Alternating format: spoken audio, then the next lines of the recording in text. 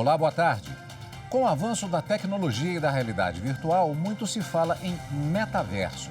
A rede que proporciona às pessoas experiências realistas pelo meio virtual é motivo de preocupação quando o assunto é direitos autorais. Para se ter uma ideia, recentemente a Polícia Federal fez uma operação para coibir essa prática. A discussão em torno do assunto é um dos destaques do Jornal da Justiça de hoje. Vamos aos demais. Supremo Tribunal Federal apresenta palestras sobre fake news e liberdade de expressão. Representantes das Forças Armadas vão ao Tribunal Superior Eleitoral para verificar os códigos-fontes das urnas. E ainda, segunda turma do Superior Tribunal de Justiça confirma que o Estado do Rio de Janeiro deve indenizar familiares do pedreiro Amarildo. Amarildo desapareceu em 2013, após ser levado por policiais militares para a unidade de polícia pacificadora na comunidade da Rocinha.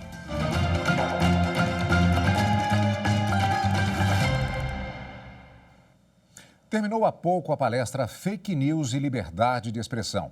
O encontro para discutir o combate à desinformação foi promovido pelo Supremo Tribunal Federal em parceria com o Tribunal Constitucional Federal da Alemanha. O encontro faz parte do Programa de Combate à Desinformação do Supremo Tribunal Federal.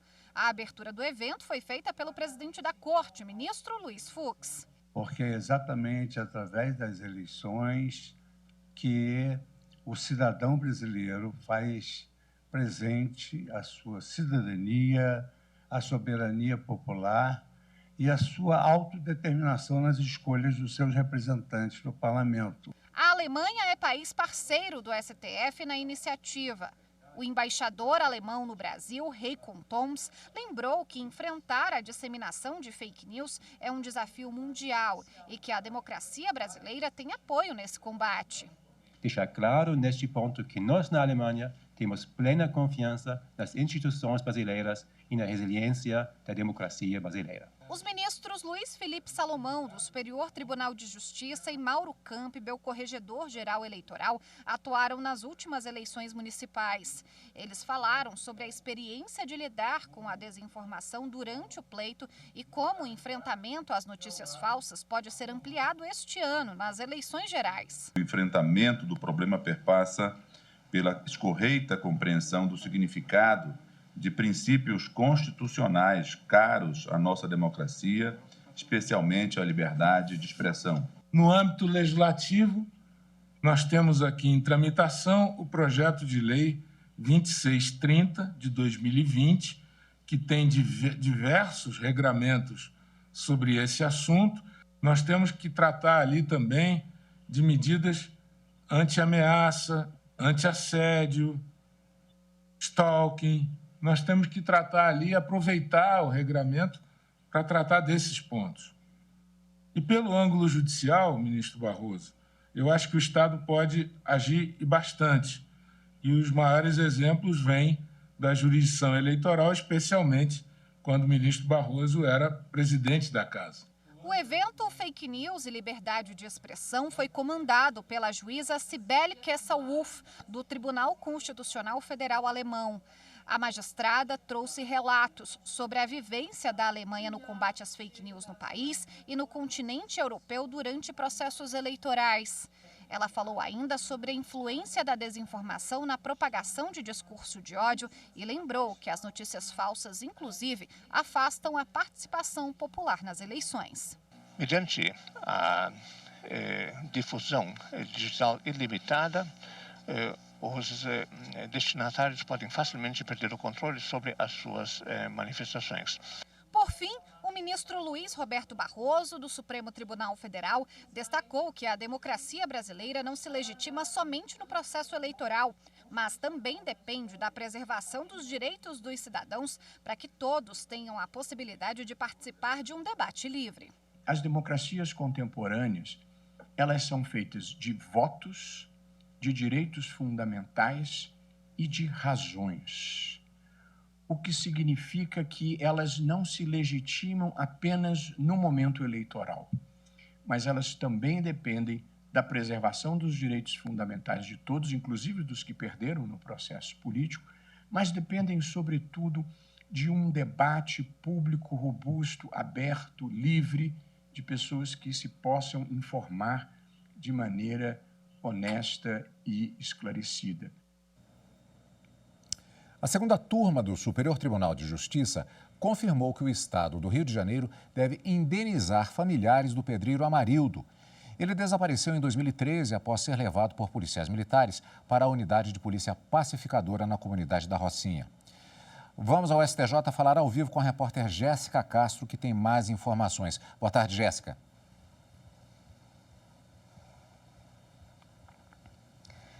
Olá, Cadu, boa tarde.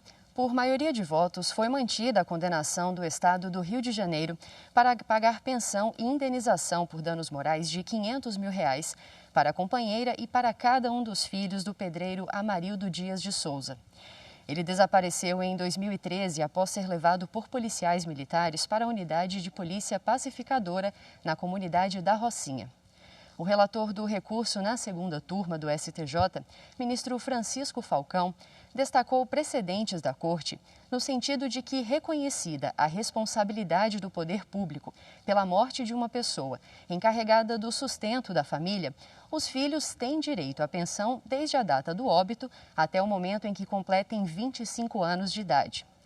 O relator destacou ainda que a intervenção do STJ em relação ao arbitramento de danos morais só ocorre se a verba fixada for excessiva ou irrisória, o que não foi verificado neste caso. Volto com você, Cadu. Obrigado, Jéssica. Veja a seguir, pirataria no metaverso. Vamos falar desse tipo de crime que surgiu com o avanço da tecnologia e realidade virtual.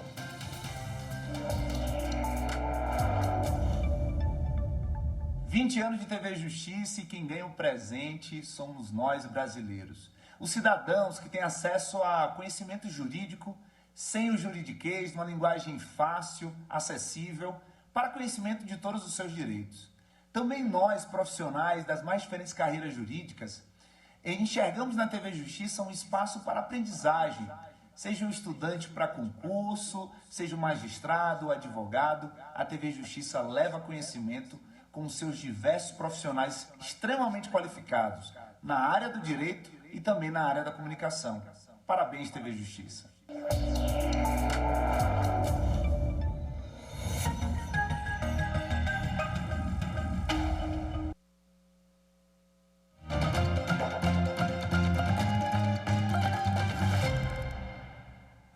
O avanço da tecnologia e da realidade virtual cria novas oportunidades para todos os setores sociais, mas também abre caminho para novos tipos de crime. Você já ouviu falar em pirataria no metaverso? Parece coisa de filme, né? Entenda melhor o que é isso na reportagem que vamos exibir agora. Metaverso, uma palavra comum no vocabulário de muita gente em 2022. Ela significa além do universo e diz muito sobre o conceito. É uma rede de mundos virtuais conectados, que mistura a realidade com o digital e proporciona às pessoas experiências muito mais realistas.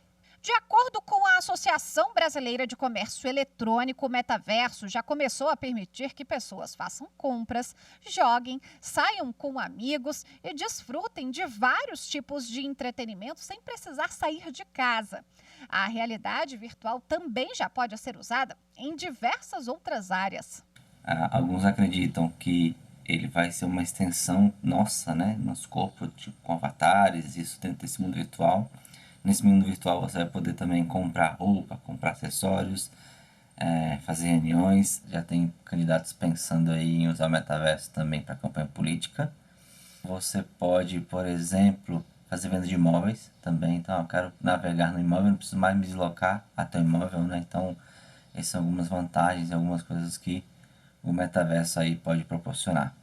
Uma das preocupações atuais com o metaverso é colocar em prática a lei dos direitos autorais, para que criações não sejam copiadas ou reproduzidas indiscriminadamente. Recentemente, a Polícia Federal realizou uma operação focada em combater esse tipo de prática. A PF tirou do ar 461 canais que transmitiam ilegalmente músicas e conteúdo audiovisual. A suspeita é que essas plataformas tenham disponibilizado mais de 10 milhões de downloads sem autorização dos autores, ou seja, sem o recolhimento de direitos autorais. Nesse caso, foram cumpridos 30 mandados de busca e apreensão em 11 estados. Além disso, 226 sites foram removidos e 15 perfis em redes sociais excluídos. Para falar sobre o assunto, conversamos agora ao vivo de forma remota com a advogada especialista em Direito Digital, doutora Juliana Costa. Antes de mais nada, muito boa tarde, doutora Juliana. Seja bem-vinda aqui ao Jornal da Justiça, primeira edição. Boa tarde, Cadu. Boa tarde a todos. Eu gostaria de começar com uma pergunta que é relativa a todo o universo digital. Desde o advento da internet, o desenvolvimento dessas tecnologias, há uma preocupação justamente com o avanço do direito em relação a novas situações de relações sociais. No caso específico do metaverso, qual a alteração que surge a partir desse universo virtual? Então, Cadu, na verdade, nós temos aí o metaverso onde nós temos uma nova autonomia agora, né? Nós podemos fazer compras, nós podemos contratar serviços. O problema é que, com alguma ausência de regulamentação, nós ainda não podemos avançar mais, no sentido de que temos que utilizar o que existe, né? Então, para isso, nós temos que verificar, coibir situações que não estejam legalmente abrangidas, certo? E isso independe de ser no mundo digital ou no mundo físico. Da mesma forma, elas têm essa repressão, tá? Por assim dizer. Mas muito ainda pende de regulamentação. Um recurso que tem sido muito utilizado em situações que são novas nas perspectivas do direito tem sido a utilização de princípios gerais de direito e a aplicação de analogia. É possível se fazer isso com relação ao metaverso, até considerando que já tivemos uma experiência anterior, que era o chamado Second Life? Exatamente, Cadu. A questão do Second Life é muito parecida com o que nós temos hoje, né, no metaverso. Nós temos essa autonomia, essa realidade virtual, essa realidade aumentada, né? E os crimes de pirataria, eles estão ingressando aí os serviços de crimes de pirataria. Por isso que foi deflagrada essa operação, né? E é preciso reforçar que a pirataria é um crime previsto no nosso Código Penal, com penas de até 4 anos de prisão, além do pagamento de multa para quem realiza a distribuição, mesmo que online. A gente está falando aqui de violação de direitos autorais. Isso ocorre também e vai ocorrer no metaverso. Se a gente parar realmente para pensar, as pessoas que contratam isso, mesmo em ambiente online, elas podem ter, inclusive, isso pode ir mais além, elas podem ter até os dados pessoais vazados, dados financeiros, né, na contratação desses serviços. E a gente vê que há cada vez mais um aperfeiçoamento maior desse tipo de crime. Quem pratica, né, os indivíduos praticantes desse crime, eles chegam a possuir um servidor. E dali eles conseguem disponibilizar streams de filmes, de séries, sem pagar qualquer direito autoral e ainda colocando anúncios, onde quem contrata é obrigado a ver estes anúncios junto com a sua compra, né? Os sinais de televisão fechada muitas vezes são capturados por essas pessoas e são repassados a estes assinantes por meio de cobrança. Esse ambiente da internet é o ambiente mais propício, mais utilizado, onde grande parte desses crimes ocorrem. Gostaria de insistir muito nesse tema dos direitos autorais. A lei que trata especificamente dessa área, ela é de 1998. Houve uma evolução durante esse período, particularmente considerando, por exemplo, a questão dos streams que a doutora colocou agora? Sim, porque a pirataria digital, ela segue o mesmo conceito e a punição da pirataria é denominada comum, né? A diferença é que o produto pirateado é um material digital. Ele pode ter um conteúdo audiovisual, como esses filmes e séries que eu acabei de citar, escrito ou de educação, que é o caso desses livros em PDF, por exemplo, né? Ou até qualquer outro material que necessite de autorização do proprietário desses direitos autorais para sua distribuição ou comercialização, né? E essa ausência de regulação na área digital, a gente ainda tem muito que caminhar, né, nessa questão do sentido regulatório em âmbito digital, que a cada dia, ainda mais depois da pandemia, nos tornamos praticamente dependentes dessa vida, desse mundo digital. E as mudanças são quase que diárias. Doutora, que os santos padroeiros da internet nos protejam e estejamos sempre atentos para acompanhar e contribuir para a evolução da legislação, para a nossa proteção, para a proteção de toda a sociedade. Muito obrigado pela participação, doutora. Obrigada, Cadu. E a seguir, representantes das Forças Armadas estão no Tribunal Superior Eleitoral para inspecionar os códigos-fontes dos sistemas eleitorais. Os detalhes em instantes.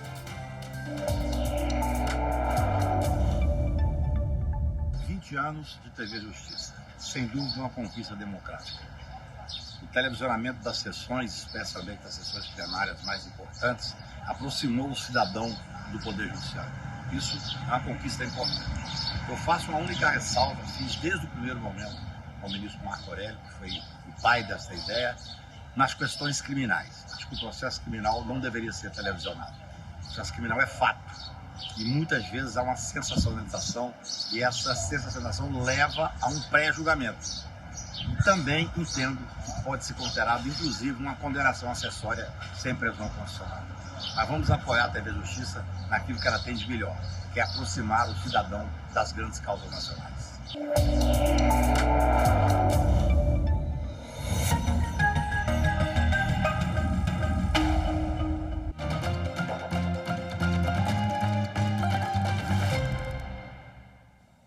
Representantes das Forças Armadas estão no Tribunal Superior Eleitoral para inspecionar os códigos-fontes dos sistemas eleitorais.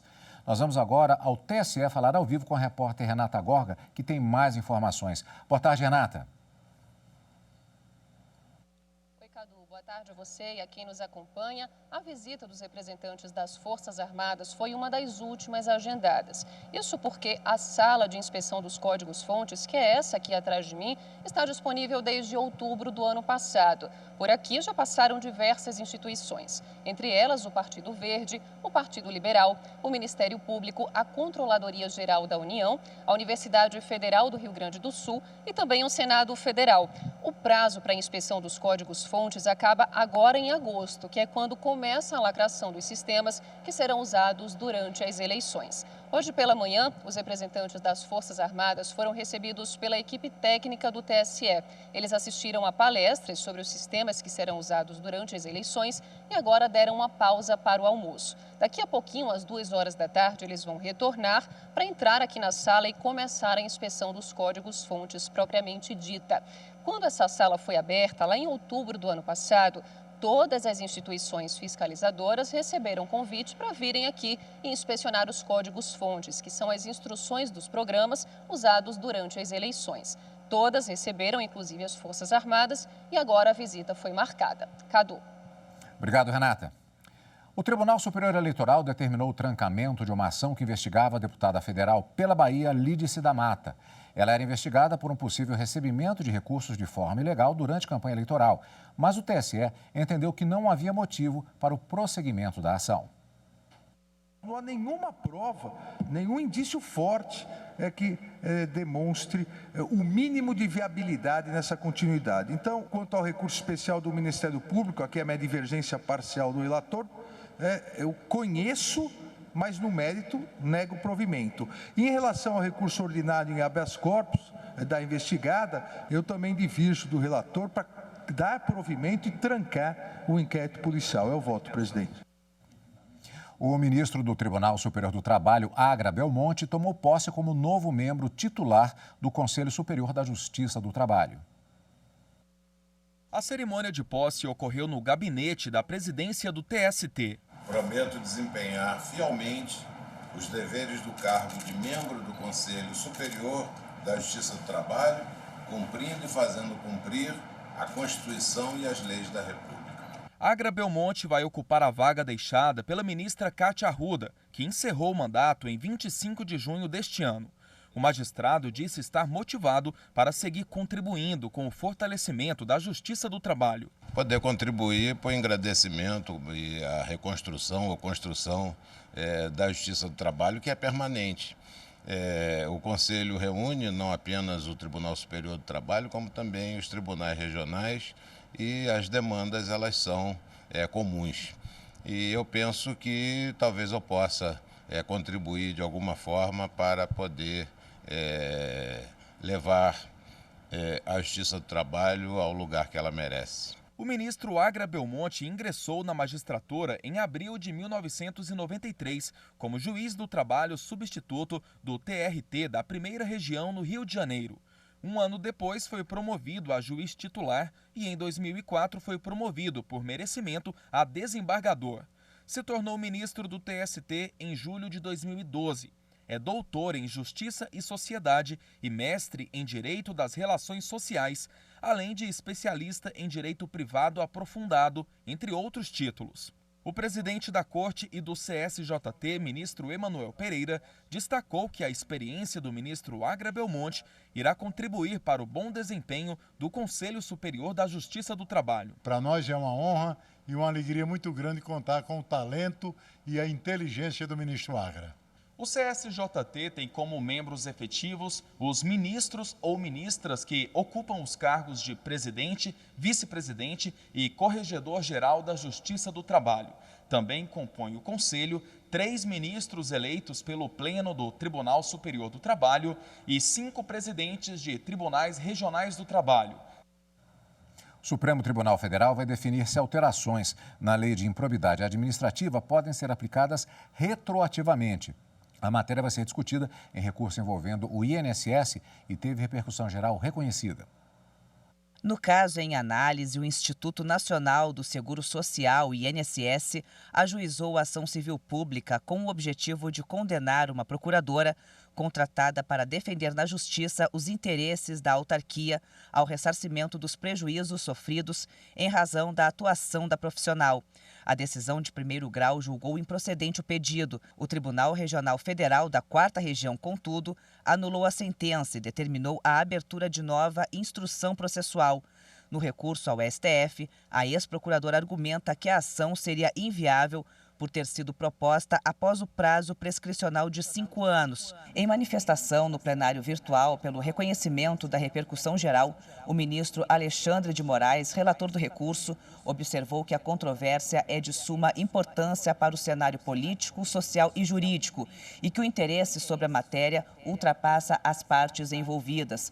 Segundo o ministro, mesmo sem definir se a procuradora atuou com dolo ou culpa, o TRF4 antecipou o entendimento sobre a imprescritibilidade da pretensão de ressarcimento de danos causados ao erário por atos de improbidade administrativa ocorridos após a Constituição Federal de 1988. Alexandre de Moraes destacou ainda que a decisão do TRF4 quanto à imprescritibilidade, somada à ausência de menção a dolo no processo e à criação de uma nova legislação que tornou o dolo imprescritível para a configuração do ato de improbidade administrativa, torna necessário que o STF defina se as novidades inseridas na Lei de Improbidade Administrativa devem retroagir para beneficiar quem eventualmente tenha cometido esses atos na modalidade culposa, inclusive quanto ao prazo de prescrição para as ações de ressarcimento.